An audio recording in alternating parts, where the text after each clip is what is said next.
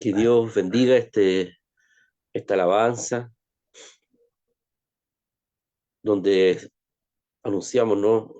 La misericordia y la fidelidad del Señor, también en las tardes, durante todo el día, cada noche, como decían.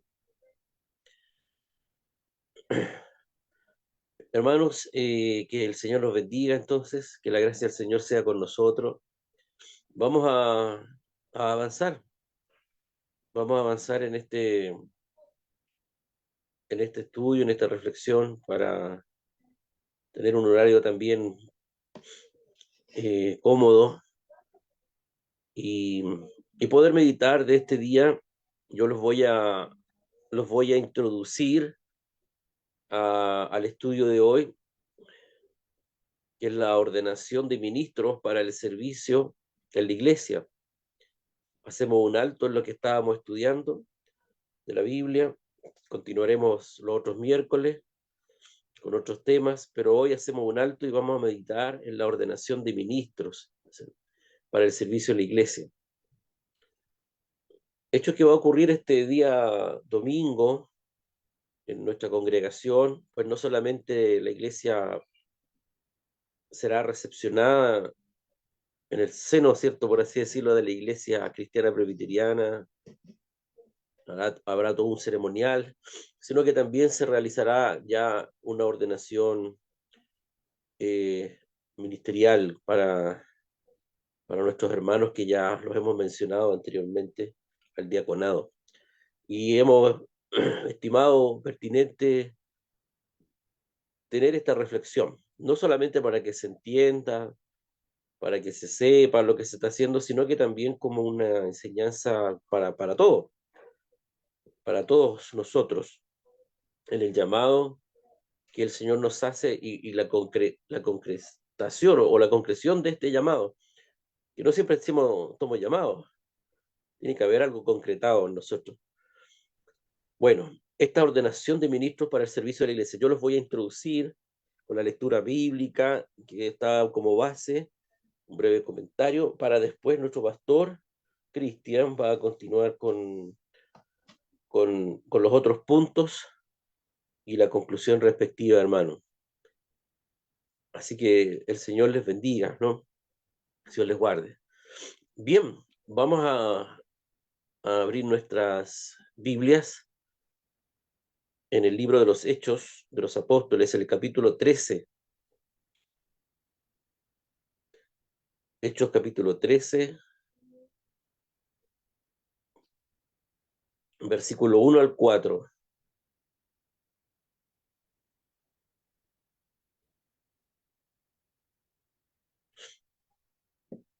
Hechos capítulo 13, versículo 1 al 4.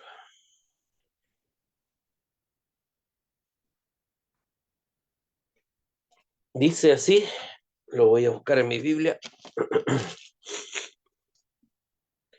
Hechos capítulo 13, versículo 1 al 4, dice así, le daré lectura a esta porción base que tenemos de este estudio de hoy. Hechos 13, versos 1 al 4, en el nombre del Señor, dice así. Había entonces en la iglesia que estaba en Antioquía profetas y maestros. Bernabé, Simón, el que se llamaba Níger, Lucio de Cirene, Manaén, el que se había criado junto con Herodes el tetrarca, y Saulo. Ministrando estos al Señor y ayunando, dijo el Espíritu Santo, apartadme a Bernabé y a Saulo para la obra a que los he llamado. Entonces, habiendo ayunado y orado, les impusieron las manos y los despidieron.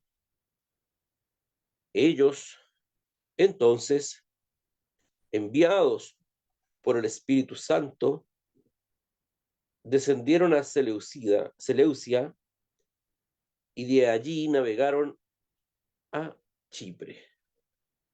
Ahí está la lectura base, hermano, de este estudio, este llamado que ocurre, ¿cierto?, en la iglesia de Antioquía, que hace el Señor. Hoy, hermano, vamos a estudiar la palabra de Dios y reflexionar sobre la ordenación de ministro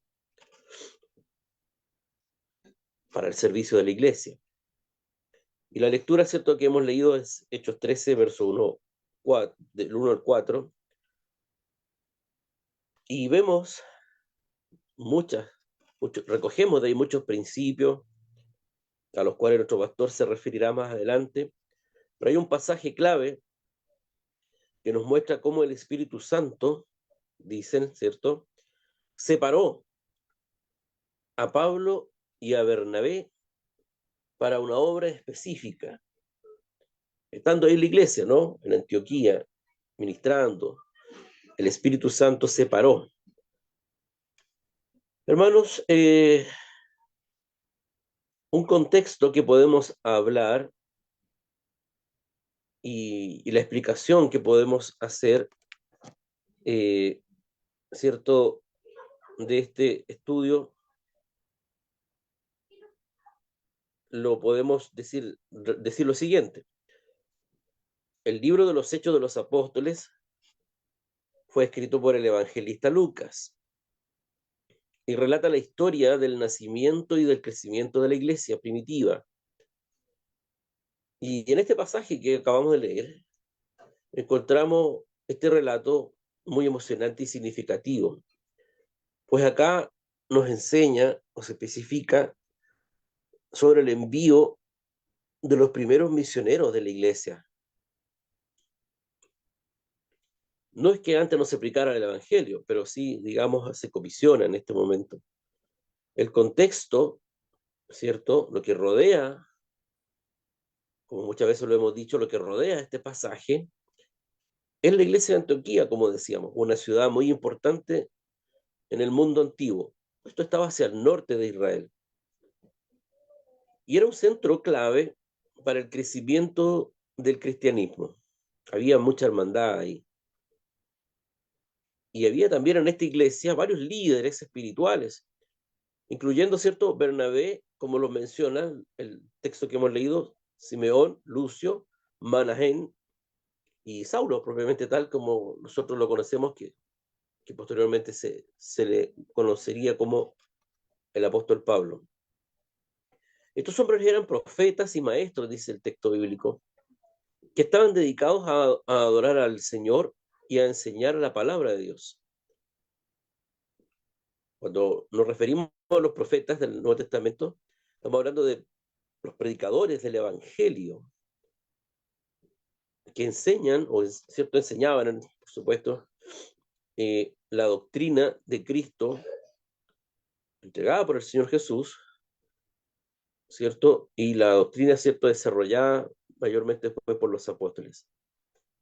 El contexto, ¿cierto?, lo que estaba ocurriendo en ese momento señala que dice que mientras adoraban al Señor y ayunaban, el Espíritu Santo habló a través de ellos y revela ahí su voluntad, la voluntad del Señor. El Espíritu Santo fue que les dijo que separaran del resto, ¿no?, a Bernabé y a Saulo. ¿Para qué? Para una obra específica a la cual los había llamado.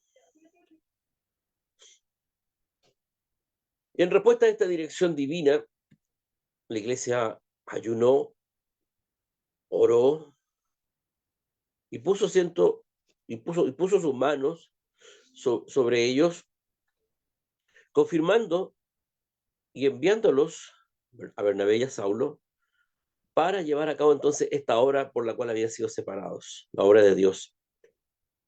Entonces, a través de este relato podemos extraer nosotros principios valiosos para nosotros hoy, que somos iglesia, que hacemos iglesia, como congregación, que estamos en constante desarrollo, sobre la forma o cómo opera o cómo es la ordenación ministerial. Entonces, ahora nuestro pastor Cristian se va a referir a estos puntos donde nos va, ¿cierto?, a relatar estos valiosos principios de ordenación ministerial, de acuerdo al texto que hemos leído, ¿cierto? Y en la cual podemos nosotros aplicarlo en nuestra vida también, como decía al principio, no solamente para personas específicas, sino que para todo creyente, para todo congregado, para todo integrante de una iglesia, y por supuesto, una congregación como la nuestra, para la comunidad de la fe. Así que Dios bendiga a nuestro pastor. Él queda entonces con el detalle, ¿cierto?, de estos puntos. Buenas noches, hermanos. Eh, es, es importante poder enfatizar que este llamado que el Señor hace es un llamado a la iglesia. Eh, claro, lo hace a través de personas específicas, de individuos específicos, pero es un llamado que Dios hace a través de la iglesia. Eh, eh, el llamado que Dios hace eh, se puede resumir eh, en dos partes, un llamado interno y un llamado externo. Este llamado interno es el llamado que uno como ministro o como persona, como hermano, va sintiendo deseos por servir al Señor. Eh, si uno tiene deseo de servir al Señor en la iglesia, en la predicación, en sirviendo las mesas, en haciendo cualquier razón, uno va teniendo internamente ese deseo. Eso es una parte. Pero la otra parte que es muy importante es el reconocimiento de ese llamado externo que lo hace la iglesia. La iglesia hace el llamado externo. Entonces es importante, mis hermanos, porque aquí estamos justamente hablando acerca de este llamado que el Señor, por ejemplo, a nuestro hermano Jorge, a nuestro hermano Giovanni, hace tiempo eh, lo están desarrollando, pero ellos cuando llegaron a la iglesia llegaron con el deseo de servir al Señor. Entonces nosotros, los más antiguos, los vimos con este deseo y los pusimos a trabajar. Eh, ahora voy a ver cinco principios bien cortitos. El primero, el primer principio, hermanos, es la importancia de la ordenación ministerial. La importancia. ¿Por qué es importante que, eh, que exista que existan ministros y que exista un orden de ministros? Nuestra primera reflexión es acerca de la importancia de la ordenación ministerial en la Iglesia de Cristo. Si bien es cierto, no hay un texto específico que nos hable acerca de la ordenación, pero sí encontramos en el Nuevo Testamento en varios lugares donde hacían esto los discípulos, donde separaban ministros para labores específicas. Y aquí hay un versículo que es Hechos capítulo 6, verso 6, Hechos capítulo 6, versículo 6, que dice así: a los cuales presentaron ante los apóstoles, quienes orando les impusieron las manos. En este pasaje, aquí estamos viendo la elección justamente de los diáconos, los primeros 7 diáconos, y cuando los eligió el pueblo, porque el pueblo los eligió, no los eligieron los apóstoles. Eso es importante, no los escogieron el pueblo, vale decir la iglesia. Entonces ellos, por eso dice, a los cuales presentaron a los apóstoles, quienes orando les impusieron las manos. Eh, En este pasaje, entonces vemos cómo los apóstoles oraron y pusieron manos sobre los 7 diáconos, comisionándolos para su servicio específico en la iglesia. Este acto de poner las manos y de enviar o de comisionar es un ejemplo de la ordenación ministerial en la iglesia primera. A través de este proceso, los líderes de la iglesia reconocieron y autorizaron a estos hombres para llevar a cabo funciones específicas en el servicio de la comunidad. Ahora, la ordenación ministerial es un proceso divinamente establecido, es divino. Nosotros podemos decir que lo establecieron los hombres, pero no es así, ya que vemos desde el Éxodo, desde, desde el Antiguo Testamento, cómo Dios separó a Moisés, Dios separó a Aarón y Dios separó a la tribu de Leví, que era la familia de Moisés y de Aarón, los prepararon para que fueran sacerdotes y ministros del altar. Entonces, es algo que está establecido que en el Nuevo Testamento continúa. Eh, vale decir algo importante, que todas las cosas que vemos en el Antiguo Testamento las vemos también en el Nuevo Testamento en la continuación. Nosotros somos continuistas en el sentido de que sigue y que no se abolió el sacerdocio. Ahora el sacerdocio lo tenemos todos nosotros. Antes era solamente una tribu, la tribu de Leví, pero ahora todos nosotros somos sacerdotes del Señor. Ahora eh, tenemos la siguiente pregunta, pero ¿por qué es importante la ordenación ministerial en la iglesia de Cristo? ¿Por qué? Preguntémonos, ¿por qué es importante la ordenación ministerial en la iglesia de Cristo? En primer lugar, la ordenación ministerial establece un marco de autoridad y responsabilidad en el liderazgo espiritual de la iglesia. Eso es interesante. Es interesante que la ordenación ministerial establece un marco, para decir un marco, de autoridad y responsabilidad. Aquí hay autoridad, sí, pero también a la vez hay responsabilidad, hay un responder a la iglesia. Nosotros en Chile, lamentablemente, hemos desarrollado un liderazgo que no responde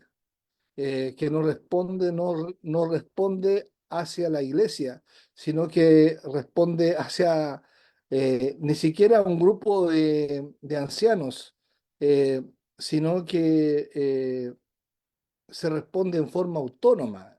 Y eso está muy mal, hermanos, porque la ordenación ministerial establece ese marco de autoridad y responsabilidad en el liderazgo espiritual de la iglesia. En segundo lugar, la ordenación ministerial garantiza, garantiza que aquellos que sirven en roles de liderazgo estén debidamente preparados y capacitados. Esto es importante. El proceso de ordenación no es que el proceso de ordenación empieza por ejemplo, eh, yo vemos la necesidad y escogemos nosotros a los hermanos, los llamamos adelante, le imponemos las manos, los ungimos con aceite y todo, y desde ahí comienzan ellos a ser diáconos, a ser ministros y comienzan recién a prepararse. No, no es así. No es así. La preparación viene antes. La preparación viene antes, la capacitación viene antes. Es más, la preparación y la capacitación de ministros la hacemos con todos los creyentes. Amén. Con todos los creyentes. Todos los creyentes. ¿Y cómo se hace? A través de la predicación del día domingo, a través de los estudios de los días miércoles. Y entonces nosotros, ¿qué es lo que vamos evaluando? vamos evaluando, este hermano está demostrando interés, este hermano está, nosotros vemos que hay un llamado interno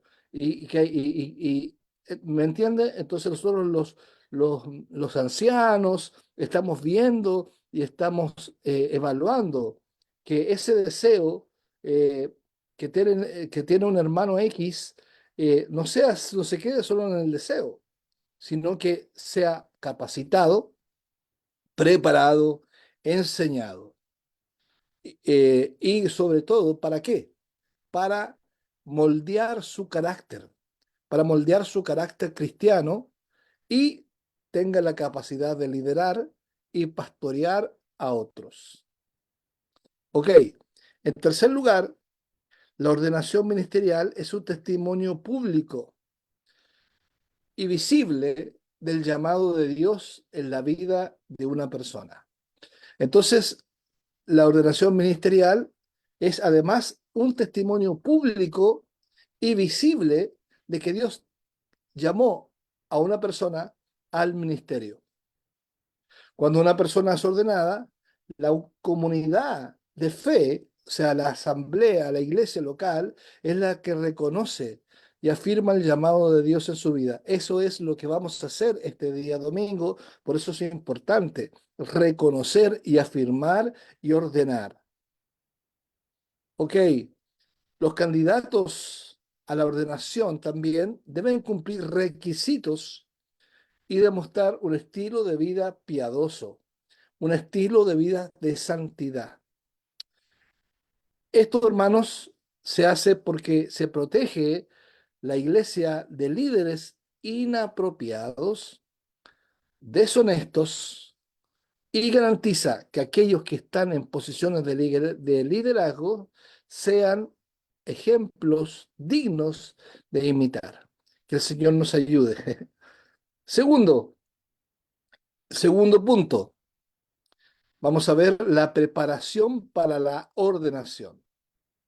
En segundo lugar, es importante entender la importancia de la preparación. Nuestros hermanos Jorge y nuestro hermano Giovanni tuvieron 4 años aproximadamente de estar preparados.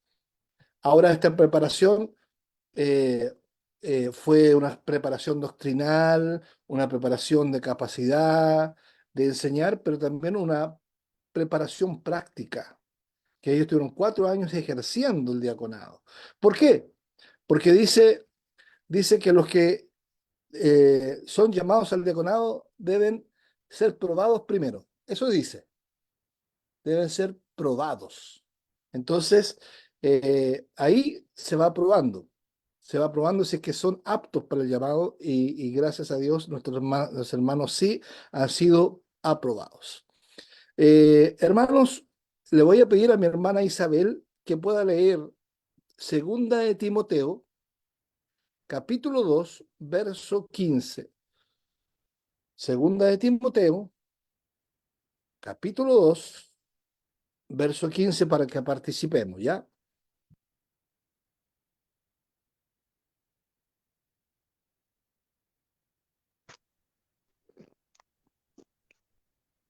Procura con Segunda, diligencia. Segunda sí, de Timoteo 2:15. amén. Ya. Procura con diligencia presentarte a Dios aprobado como obrero, que no tiene de qué avergonzarse, que usa, usa bien la palabra de verdad. Amén. Muchas gracias, hermana. Amén. Muchas gracias. Ahí estamos, hermano. Este versículo nos enseña que aquellos que desean ser ordenados deben buscar la aprobación de Dios a través de una preparación adecuada. Dice el versículo, procura con diligencia presentarte a Dios aprobado como obrero que no tiene que avergonzarse, sino que usa eh, rectamente la palabra de verdad. Esto incluye, por ejemplo, la formación teológica, el estudio constante de la palabra de Dios y el desarrollo de un carácter cristiano sólido. La ordenación, hermanos, no es un proceso que se toma a la ligera, sino que requiere una preparación cuidadosa y diligente. Veamos en qué consiste esta preparación. Veamos algunos puntos. El primer punto, en qué consiste la preparación, nos habla que implica un estudio profundo de la palabra de Dios. Hermanos, esto es, no lo podemos obviar. Hay hermanos que nosotros hemos conocido con el hermano, con el pastor Rodrigo, que quieren servir al Señor, pero no quieren estudiar, ¿cierto? No quieren estudiar o no tienen o le tienen miedo al volver a estudiar, porque ellos dicen, bueno, es que yo estudié hace 30 años, hace 20 años y ya no estudio. Tomo un libro y me da sueño.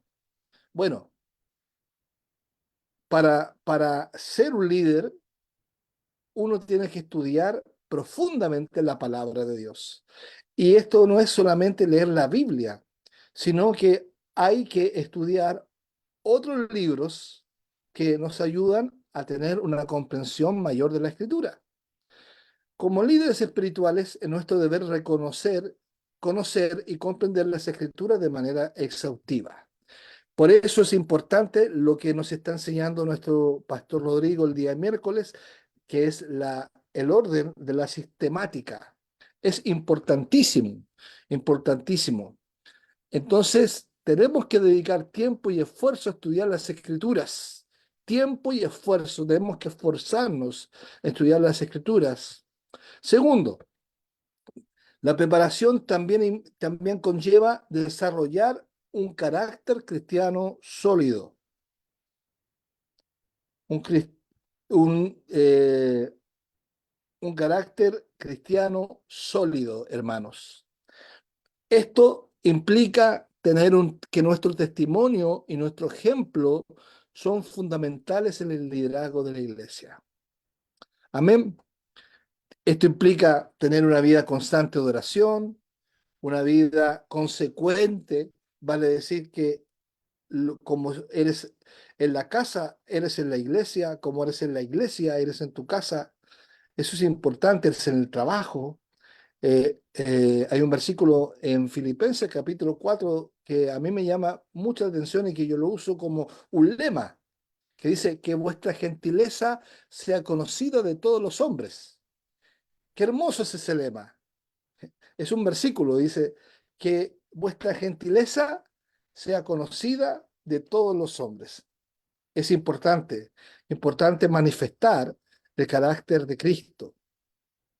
Tercero, la preparación para la ordenación también incluye la adquisición de habilidades prácticas para el ministerio. Por ejemplo, aquí esto es importante, la adquisición de habilidades prácticas. Uno no nació sabiendo enseñar. Uno no, uno no nació sabiendo dar consejería, liderar, administrar. Nosotros, hermanos, lo aprendimos y estamos aprendiendo lo que es la enseñanza, lo que es la consejería, lo que es el liderar, lo que es la administrar. Eso es importante también, hermanos. Cuarto, la preparación para la ordenación también tiene que ver con, con el tiempo. ¿Con el tiempo de qué? El tiempo de discernimiento y evaluación. Nosotros aquí, específicamente con el hermano Jorge y el hermano Giovanni, nos demoramos ¿cuántos años, Rodrigo? Como 4, 5 o 6 años más o menos, no sé, algo así. 2 años de evaluar y 4 años ya de colocarlos ahí a trabajar, pero han sido años de evaluación. Implica un tiempo. No es algo rápido, hermanos. No es algo rápido. Antes de ser ordenados debemos someternos a un proceso de evaluación por parte de líderes espirituales y comunidades de fe. Yo, para desarrollar, ahora yo soy un pastor miembro del presbiterio ICP. ¿Sabes cuántos años me demoré en ser miembro y que me aprobaran? Fueron 2 años. 2 años en que yo tuve que pasar exámenes, estudios, presentar mis papeles, presentar mis credenciales, someterme a evaluaciones de tipo inclusive psicológicas también, porque eso también es importante. Eh, es muy importante, nos tenemos que estar sometidos a una evaluación constante los que estamos llamados al ministerio. Ok, vamos con el tercer punto. Tercer punto, el proceso de ordenación. Aquí hay un versículo que lo vamos a tomar de Hechos, capítulo 13, del texto que leyó nuestro hermano Rodrigo, y que le voy a pedir a, no sé, mi hermana Betsy, ¿podré leer? ¿Podrás leer, Betsy?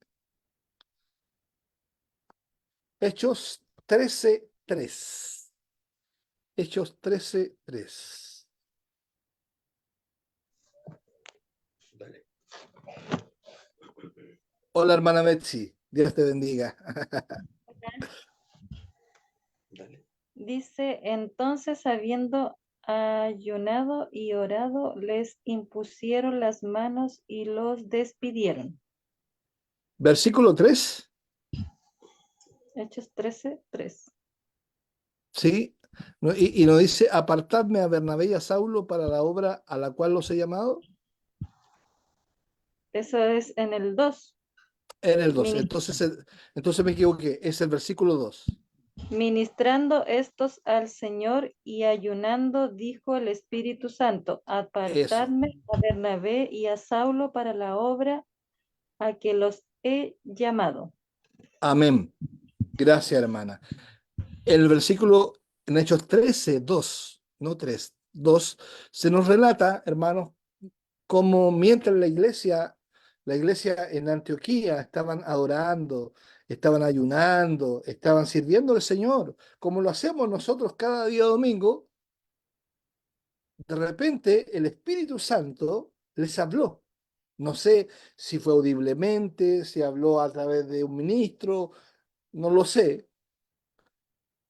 pero le dijo esto claramente: apartadme a Bernabé y a Saulo para la obra en la cual los he llamado.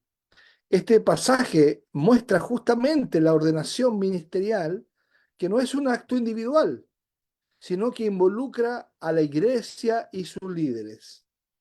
Es un proceso guiado por el Espíritu Santo. Eso es importante. Este proceso, hermanos, ha sido guiado por el Espíritu Santo y respaldado por quienes, por ustedes, por nuestra comunidad de fe. La ordenación de ministros, hermanos, es un paso importante en la vida de la iglesia y en la vida de los líderes espirituales, ya que el reconocimiento oficial de su llamado y su capacitación para servir a la iglesia. Gloria al Señor. Es a través de la oración, de la búsqueda de la voluntad de Dios y la confirmación de los líderes espirituales, el candidato debe discernir si está siendo llamado al ministerio y si es el momento adecuado para buscar la ordenación. El líder espiritual siempre, continuamente, tiene que estudiar la palabra de Dios. Yo hablaba el día domingo, ¿se acuerdan? Decía que muchos de nosotros, cuando estudiamos una carrera secular, nos graduamos, nos titulamos y de ahí nunca más estudiamos. Bueno, eso no sucede en el ministerio, no sucede con la palabra de Dios.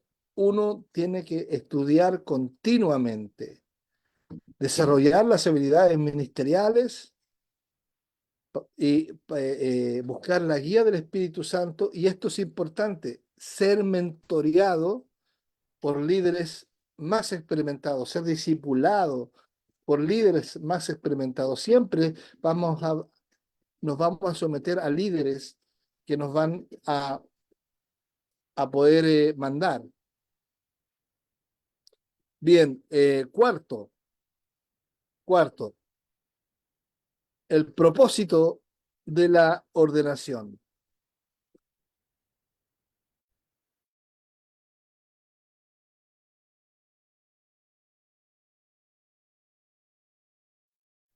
El propósito de la ordenación. En Efesios 4, 11 y 12, leemos ahí, Efesios 4, 11 y 12. No sé si mi hermano Héctor puede leer o quiere leer Efesios 4, verso 11 y 12. Efesios 4, versículos 11 y 12. Para que ahí mi hermano lo pueda leer. ¿Tú? 11 y 12. Sí. Sí, léalo usted, hermano. Y él mismo constituyó a unos apóstoles, a otros profetas, a otros evangelistas, a otros pastores y maestros, a fin de perfeccionar a los santos para la obra del ministerio, para la edificación del cuerpo de Cristo. Amén. Amén. Gracias, hermano. Excelente. Bueno, este versículo nos está mostrando que la ordenación ministerial tiene como objetivo, ¿cuál? Equipar a los santos. Eso de perfeccionar, de capacitar, de equipar a los ministros para la edificación y el crecimiento del cuerpo de Cristo. ¿Y cuál es el cuerpo de Cristo? Es la iglesia. La ordenación no es simplemente un ritual o una formalidad, porque cualquiera puede decir, bueno, lo que vamos a hacer el domingo va a ser una formalidad nomás. No, no, no, sino que tiene un propósito profundo y significativo en el plan de Dios para su pueblo. Por ejemplo, en primer lugar, el propósito de la ordenación es reconocer y confirmar el llamado divino en la vida del candidato. Eso es algo importante. Es reconocer y confirmar el llamado divino en la vida del candidato. Segundo, la ordenación tiene como propósito capacitar y equipar al líder espiritual para su servicio en la iglesia. Tercero, la ordenación tiene como propósito establecer un liderazgo responsable en la iglesia. Esto ya lo había dicho yo, pero aquí se está repitiendo esto que es importante repetirlo, que la ordenación tiene como propósito establecer un liderazgo espiritual responsable en la iglesia, que respondan. Y en cuarto lugar, la ordenación tiene como propósito, ¿cuál propósito tiene? El de edificar y fortalecer a la iglesia. Hermanos, nosotros ganamos cuando en la iglesia ordenamos ministros, ordenamos diáconos, ordenamos líderes de algún servicio, líderes de mujeres, líderes de hombres, líderes de escuela dominical. Todo eso nosotros estamos buscando, entre paréntesis, doy el aviso, estamos buscando, estamos llamando, estamos conversando con hermanos, estamos echándole el ojo a algunos hermanos antiguos e incluso hermanos que llevan algunos años en la congregación o hermanos que están yendo hace poco. Nosotros estamos viendo, estamos evaluando todo eso, que es muy importante. Los líderes espirituales son ordenados ellos como instrumentos de Dios para la enseñanza, el cuidado pastoral y la administración de los sacramentos y el liderazgo espiritual de la comunidad de fe. Bien, y por último, hermanos, vamos al quinto punto, que es la responsabilidad de los ministros ordenados. La responsabilidad de los ministros ordenados. Y le voy a pedir a mi hermana Janet, no sé si puedas leer un versículo, Janet. Sí, pastor, lo busco al tiro. Ya. Dígame cuál. Primera de Timoteo, capítulo 3, verso 1 al 7. Es primera de Timoteo. Primera de Timoteo, capítulo 3, verso 1 al 7.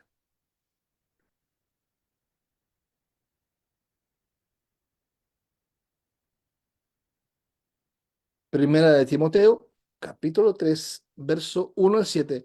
Y después el Ya. Pastor Rodrigo, busque Tito 1, versículos 6 al 9. Tito 1, versículos 6 al 9. Leemos entonces Primera de Timoteo 3, capítulo 1, perdón, versículo 1 al 7, hermana Janet. Sí. Palabra fiel. Si alguno anhela obispado, buena obra desea, pero es necesario que el obispo sea irreprensible, marido de una sola mujer, sobrio, prudente, decoroso, hospedador, apto para enseñar, no dado al vino, no pendenciero, no codicioso de ganancias deshonestas, sino amable, apacible, no avaro, que gobierne bien su casa, que tenga sus hijos en sujeción con toda honestidad, pues el que no sabe gobernar su propia casa, ¿cómo cuidará de la iglesia de Dios? No un neófito, no sea que envaneciéndose caiga en la condenación del diablo. También es necesario que tenga buen testimonio de los de afuera, para que no caiga en descrédito y en lazo del diablo. Amén. Bonito. Sí, qué bonito y qué responsabilidad. Qué Sí, responsabilidad, porque no cualquiera puede, puede hacer tener, puede aceptar eso, pero nosotros lo hacemos por la gracia de Dios. La gracia de Dios nos sustenta, la gracia de Dios nos ayuda a poder eh, tratar de cumplir estos requisitos. Pero si aquí esto está revelando aquí algo importante, está revelando una responsabilidad. O sea que cualquier ministro, diácono, líder de escuela dominical, pastor, anciano, tiene que tratar de vivir una vida de acuerdo al Evangelio y no de acuerdo al mundo. ¿Ya? Bien, leemos entonces Tito, capítulo 1, verso 1 al 6, hermano Rodrigo. Tito 1, versos 6 al 9. Sí, al 9. Dice así: el que fuere irreprensible, marido de una sola mujer, y tenga hijos creyentes que no estén acusados de disolución ni de rebeldía, porque es necesario que el obispo sea irreprensible como administrador de Dios, no soberbio, no iracundo, no dado al vino, no pendenciero, no codicioso de ganancias deshonestas, sino hospedador, amante de lo bueno, sobrio, justo, santo, dueño de sí mismo, retenedor de la palabra fiel, tal como ha sido enseñada, para que también pueda exhortar con sana enseñanza y convencer a los que contradicen. Amén, gracias hermano. Bueno, aquí estos textos de Primera de Timoteo y Tito 1:6 tienen varias cosas semejantes, varias cosas que se repiten. No lo vamos a estudiar, estos versículos, pero ahí usted vea qué cosas se repiten, qué cosas son importantes. Si se repiten en uno o dos pasajes es porque son importantes, ¿no? Estos pasajes, hermanos, nos enseñan que los ministros ordenados deben ser ejemplos de integridad, humildad y servicio. Ellos deben vivir una vida de santidad y buscar constantemente la guía del Espíritu Santo en su ministerio, hermanos. La ordenación es más que un título o una posición. Conlleva una gran responsabilidad y un llamado a servir a Dios y a su pueblo de manera fiel y comprometida. Bien, conclusión, hermanos. Hemos reflexionado esta noche sobre la ordenación de ministros en el servicio de nuestra iglesia. Quisiera que abrieras tu micrófono, Rodrigo, para que fuéramos comentando un poquito la conclusión. Eh, es importante, nosotros que somos pastores, que llevamos años en el ministerio, hermano Rodrigo, sin duda que hemos visto anomalías en el ministerio, en otras iglesias y en nuestra iglesia también las hubo, pero ahora las estamos ordenando. Entonces, gracias a Dios estamos llamando al orden. ¿Por qué? Porque hemos comprendido la importancia de este proceso que es divino, que es establecido por Dios. Es importante recordar que la ordenación ministerial no es un acto meramente humano, sino que es guiado por el Espíritu Santo. Ahí, Rodrigo, me gustaría que me fueras comentando un poquito los puntos.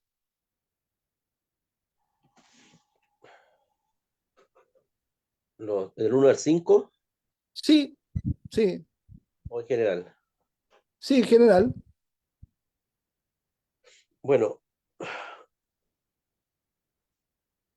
cuando hablamos de ministro, obviamente como se especificaba al principio, estamos hablando de servidores, no es un cargo al cual se le rinda Culto. pleitesía, ¿cierto? Ni que se enseñoree sobre la iglesia, sino que un servidor, tal como lo decía en un relato anterior, que para edificar la iglesia. Y los requisitos, ¿cierto? Nos asustan. Los requisitos de Timoteo y de Tito. Y lo más probable es que varios de esos no cumplamos. O si los cumplimos, lo cumplimos a media, o lo hemos dejado de cumplir. Bueno, es una constante, ¿no? Es una constante que esos principios hay que estarlos repasando. Y si los dejamos de cumplir, retomarlos. Así es. Pero también ver que el Señor está con la familia, por ejemplo, de un hermano que está sirviendo, y también cada uno es responsable de su vida espiritual, los integrantes de esa familia. Vemos también que en estos tiempos donde se han visto grandes noticias de escándalos, que han habido de incluso pastores, incluso teólogos, respecto de sus hijos, ¿no? Y ahí viene como la pregunta, ¿falló? ¿Qué pasó? ¿Cierto? Viene un cuestionamiento complejo. Nosotros vemos también ahí el desarrollo de la iglesia a los mismos apóstoles, sobre todo los primeros capítulos del libro de los Hechos de los Apóstoles, que incluso hubo desacuerdo entre ellos, pues no estaban de acuerdo. Aquí mismo incluso estos mismos hermanos, Bernabé y Saulo, que después fue Pablo, después se transformó en Pablo y Bernabé, la Biblia los cambia, dice que tuvieron un conflicto, no se pusieron de acuerdo respecto a si llevaban o no un viaje a Marcos, de tal manera que se separaron. Entonces también hay cosas que eh, Pablo toma a Silas y Bernabé sigue con Juan Marcos. Eh, entonces vemos que ocurren estas situaciones. Vemos también cuando Pablo te reprende a Pedro por el tema de los judíos. Son cosas que fueron aprendiendo también ellos. podríamos desacreditarlo, podríamos decirle, ah, mira, aquí no sabía él esto. Y se cometieron indudablemente errores, y eso es lo bueno también que la Biblia lo escribe. La Biblia muestra los errores de los apóstoles, muestra los errores, los pecados de los servidores del Señor, y no es para avergonzarlos, no es para que nosotros hoy día nos riamos o hagamos chistes de aquello. No, muestra porque es un libro transparente, porque es una cualidad de la Biblia. Ningún autor hoy que escribe un libro va a hablar de sus pecados, al contrario, los va a esconder, los va a esconder. Pero sin embargo la Biblia cuenta los errores de David, cuenta los errores de todos los que han ejercido liderazgo. Eso es interesante, pues nos quiere dejar a nosotros una enseñanza, ¿cierto? Y hace también un libro más honesto, lo hace honesto, hermano, de que si bien es cierto los requisitos son altos, a nuestro parecer, de estos servidores, también estos servidores caen, cometen errores y por lo mismo tienen que estar constantemente supervisados por otros. No se aíslan, no son únicos, están ahí constantemente supervisados por otros. Hay una pluralidad, no hay una singularidad, no es un pastor solitario, no es un predicador solitario, es una persona que se hace supervisar por otros. Amén. Sí, es importante y es por eso justamente que nosotros nació la necesidad como cuerpo de gobierno de la iglesia por nosotros de someternos a un cuerpo mayor para justamente buscar esta disciplina, buscar este apoyo, buscar la corrección también. Nosotros hemos hecho las cosas como nosotros hemos pensado que se hacen. Algunos aciertos hemos tenido y otros desaciertos. Entonces, por eso es que estamos ordenando la iglesia. Nosotros deberíamos haber ordenado a los hermanos hace tiempo, ¿cierto? Pero no lo hicimos. No lo hicimos porque vino el COVID, qué sé yo, vinieron después los años, ahí echamos para adelante nomás. Pero gracias a Dios que nos solicitan esto, que es de mucha bendición. Bien, así que mis hermanos, vamos a orar ahora para dejar un tiempito ahí a comentar y oramos al Señor. Padre, te damos gracias por este estudio de tu palabra que hemos realizado, Señor. Hemos visto la ordenación de ministros, que es algo importante, Señor, que nosotros tenemos que ver, tenemos que entender, Señor, que no son llamados exclusivos, sino que toda la iglesia es llamada, pero tú has dado dones en forma de hombres, como dice el original en griego. Señor, pero estos hombres, esta forma de hombre